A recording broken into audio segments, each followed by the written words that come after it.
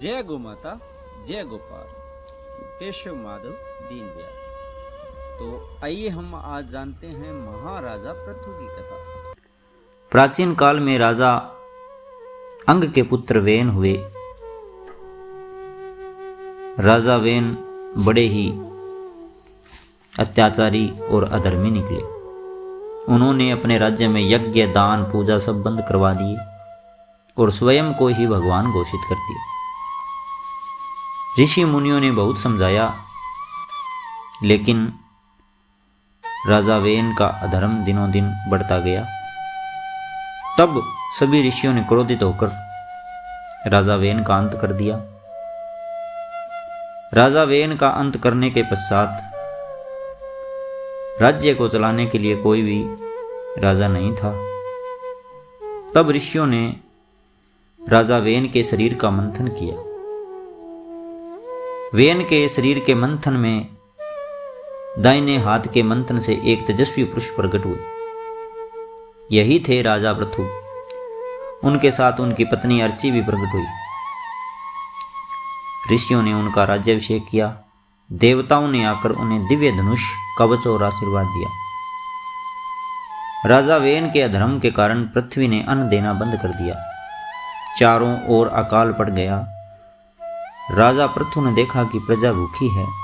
वह क्रोधित होकर पृथ्वी का पीछा करने लगे। पृथ्वी गाय का रूप लेकर तीनों लोकों में भागी, लेकिन कहीं उनकी रक्षा नहीं हुई। तब पृथ्वी ने राजा से प्रार्थना की, हे राजन, यदि आप मुझे मार देंगे तो प्रजा का पालन कैसे होगा? राजा पृथु ने कहा, मैं तुम्हें मारने नहीं बल्कि प्रजा के लिए अन्न उत्पन्न करने को बाध्य करने आया हूं। तब पृथ्वी ने कहा कि सही व्यवस्था के और योग्य राजा के अधीन वह सब कुछ देने को तैयार है।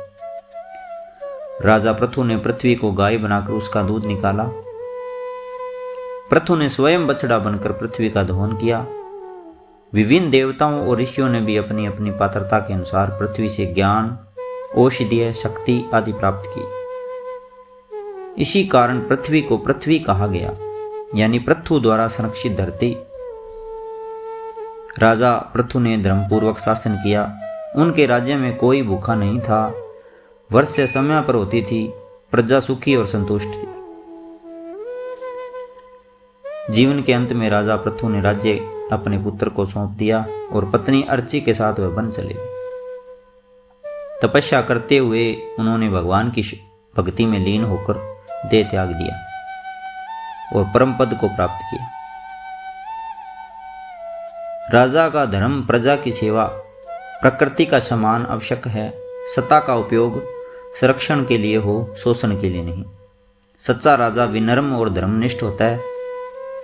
इसीलिए हमेशा गौ माता की सेवा करनी चाहिए, प्रजा की रक्षा करनी चाहिए, समाज के लिए अच्छे कार्य करने चाहिए। यही जीवन है।